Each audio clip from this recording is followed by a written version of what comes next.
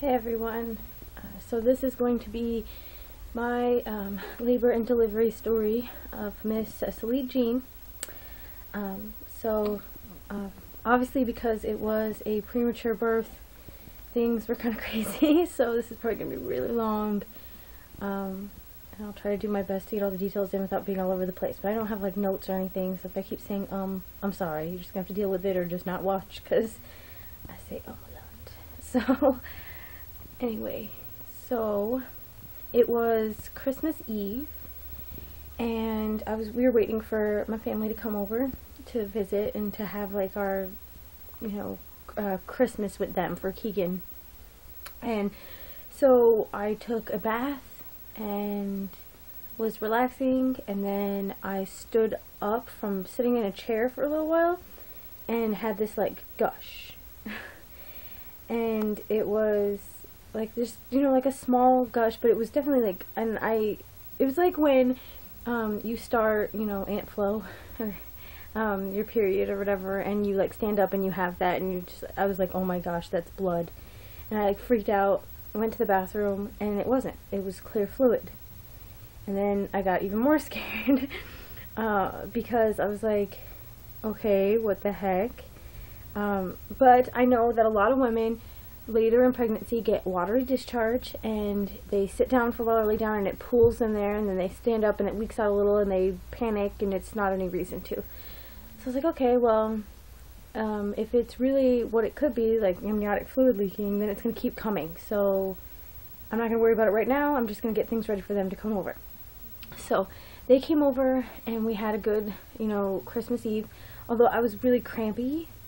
I thought that was weird, that crampiness had started. It was like menstrual-like cramps and then lots of tightening, and but I just kind of worked through it, and I thought it was maybe because of all the stress of them being there. And then, so we had a great little, Christmas Eve with them. Keegan's first Christmas of the 3 that he had. So that was good. And they left, and I stood up, and it happened again. And it was still like that, like just a little bit, like it was a gush of fluid, but not so much that it was like leaking everywhere, if that makes sense. So at that point, we just kind of was like, okay, this is weird, Chris. Like I let Chris know about it or whatever. We wanted to see what would happen. The next day, Christmas morning, I woke up and there was no gush, which I thought was cool. I was like, okay, maybe it was just from the bath or something. Like I really thought like, this is TMI, I'm sorry, like my vagina sucked up water during the bath or something, and it was just like all coming out, and I was like, I don't know how that's possible, but whatever. So then it was Christmas morning. We did Christmas morning with Keegan. There's a video of that if you want to see that. He was so excited about the boxes more than the presents.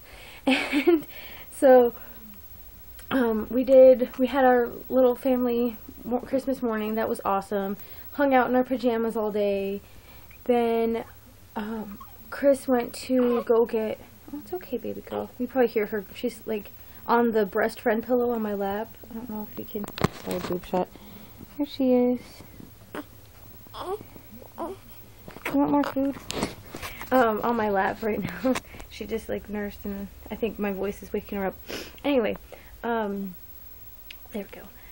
So, what was I saying? Oh, Chris went to go pick up the presents. His dad lives a couple streets over, and he went to go pick up, he was going to drive the presents, all the presents, there was like a couple boxes for Keegan, he spoiled, over, and that kind of stuff. And he got like this huge like ride-on gator thing. I don't know how to explain it, but so if it keeps doing the ba-ting thing, I'm sorry, I don't know how to turn that off because I'm doing this on my phone.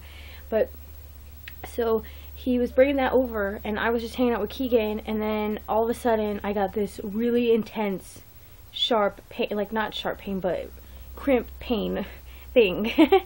and then they just kept coming every couple minutes. And so I texted Chris and was like, I don't know what's going on, but you need to come back here because I'm in pain and I can't deal with Keegan because I have to breathe through these. He's like, what the heck? So he hurried back, and I told him, I'm okay, I think I'm just going to relax and that they'll go away. Well, they definitely had a start and a stop and a peak. And so I kind of got nervous. I'm like, am I having contractions right now? Like, how is this possible? And so I was like, maybe there's Braxton Hicks and I'm just being like the biggest wuss in the whole world. So we, so we just had them come over. And so they're over there, and we're opening, there's presents for me, and presents for Chris too, and for Keegan, and we gave them presents, so we're all opening presents, and I'm trying to not make it known that I'm having to work through these. And I just thought that they were going to go away. I'm drinking water, I'm trying to relax, but they just kept coming, and they wanted a reaction from like the presents, and then, but I'm trying, I don't know, it was just weird, and I probably should have said something at that point, but I thought really that they were going to go away, and I didn't want to make a big deal and ruin everyone's like Christmas experience right then. So anyway, they left after a while, and they were really intense. So I called my doula, and I told her what was going on. She's my friend, and my doula, you know, we're colleagues basically too. And we talked about it, and I was like, I don't know, I'm like cramping, I need to have them calm down. I don't know why they're not coming down. I've been resting, I've been drinking water. She said, oh, why don't you take a shower? I told her about the leaking too, but she didn't think anything of it. She just thought, well, it's probably discharge, you know. So I got off the phone with her, and I stood up to go take a shower. I was going to take a warm shower and then take a nap. And this was like 6 p.m., almost 7 maybe, I don't know. But when I stood up, I had this bigger gush, and it went all the way down my legs. And it wasn't like in the movies where it's water breaking and it just all shoots all over the floor. There's like a bucket's worth and it's all gross and nasty. This was just, I mean, there was enough though to leak down my legs, and I panicked because I've seen people's water break before, and yeah, so I was like, oh my god, my water just broke. So I call her back immediately, tell her what happened, and I'm hysterical. I'm crying, it's too soon, why is this happening? This can't happen, this isn't happening.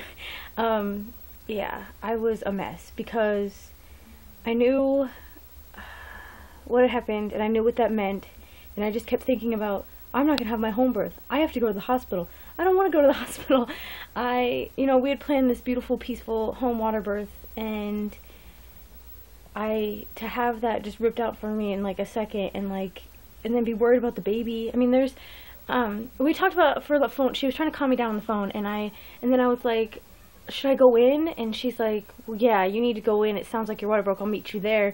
And I'm like, and I'm thinking in my mind, because my doula mind doesn't shut off, right? And I'm like, okay, if it was my water, the cord could be being compressed right now.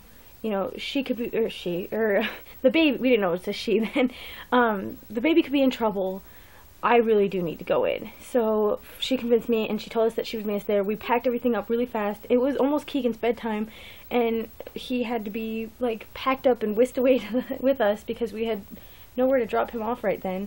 So we all went in, and she had already told, okay, just make sure she's okay. She had already told the ER that we were coming and why we were coming. So I went in, and they brought me up after a little while and monitored me.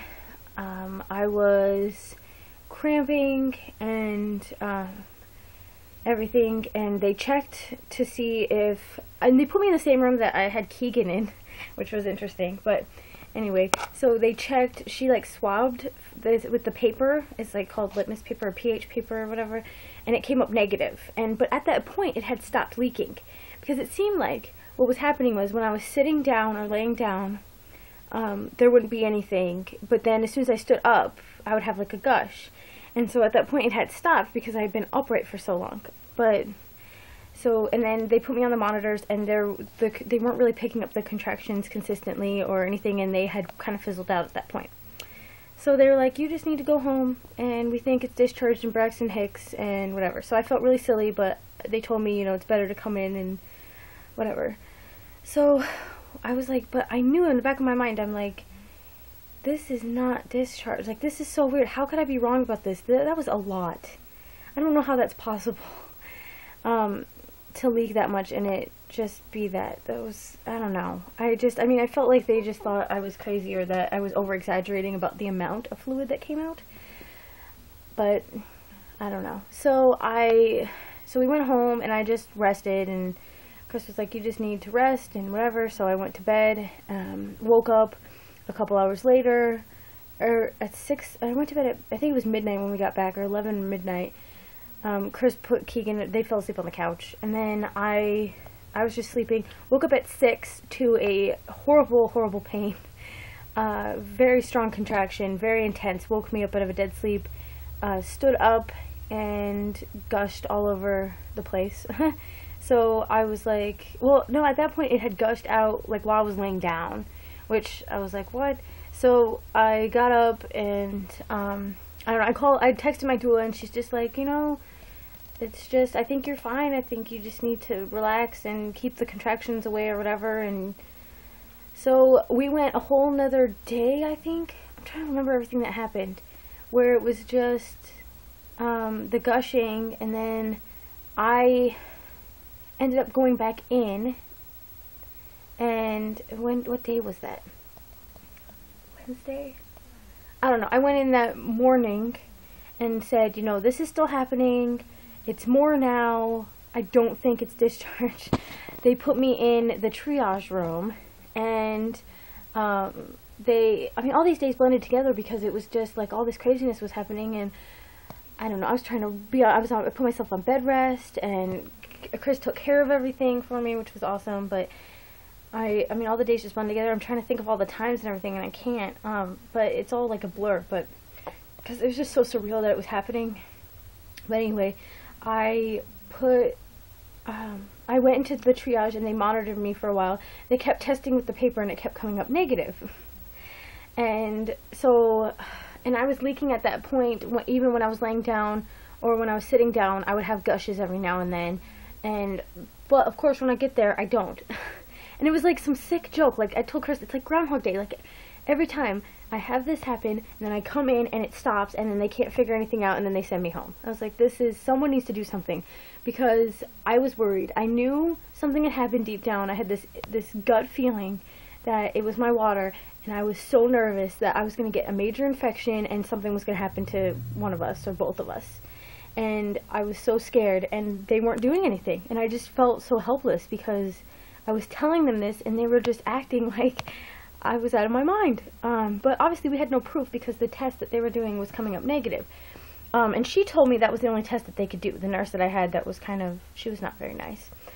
So they sent me home, and we were just like, okay, we're totally done with this. I guess I've been there how many times, and they're not giving me answers, so let's just, you know, stay at home. I was having contractions every 3 minutes, but they weren't doing anything, so she's just like, I mean, she made me have a cervical check. Well, not made me, but she said it was very important that I probably should give in and have a cervical check to make sure, because they could see if the water's broken that way or whatever. And I was like 1 centimeter at that point and 70% effaced. So, which was interesting, because the day before, when I was at the hospital, the night before, they said that I was closed and 70% effaced. So the fact that I had made it 1 centimeter overnight was like, But then my doula was like, well, it can be subjective and whatever. So I didn't think much of it. So then we came home, and I did a homeopathic remedy for to stop contractions, and that worked. It was it Magfoss? I don't know, but it was really cool. Like, you put the pellets in the water, and then you stir it 100 times, and you sip it, and it just stopped everything. So I just relaxed and slept, and I thought, you know, I'm just gonna be on bed rest. Chris said he would take care of everything, and that was the plan, was I was just gonna be on bed rest until, you know, we saw the midwife, or until I got full term, because whatever, that was the plan. And then, well, let me split this up and do a second part. So I'll be right back.